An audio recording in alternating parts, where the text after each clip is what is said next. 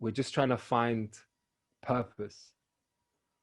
And before, when there was a challenge to life, the purpose was to stay alive. And we did that by being experts in whatever we did. So much so, yeah, now what? You know? And this idea of being experts is still residual. Like you said, there are people who are so good at making barrels, they were called Barrelson. They were so good. Right? They were Coopers or whatever. But like, Son of a barrel. Yeah, but all right, listen, for names, yeah, in the Arab world, they used to, it was funky traditions. They would name their slaves, right?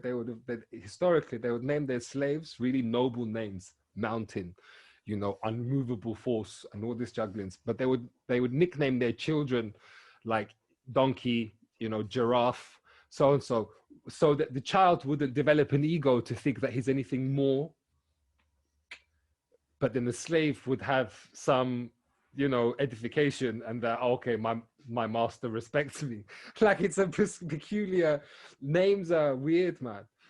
In that Ishmael book that I recommended, it's only 2 hours, huh? So you could possibly listen to it. Like, just it's not a 7-8 hour audio book. There's a bit in there where there's a gorilla, and a man walks up to the gorilla and he says, "You are not Goliath." And up until that moment, that gorilla had always known that he was Goliath because people come up to his cage and shout Goliath. So the gorilla works out that I must be known as, like, I must be Goliath. Me, Goliath. Me.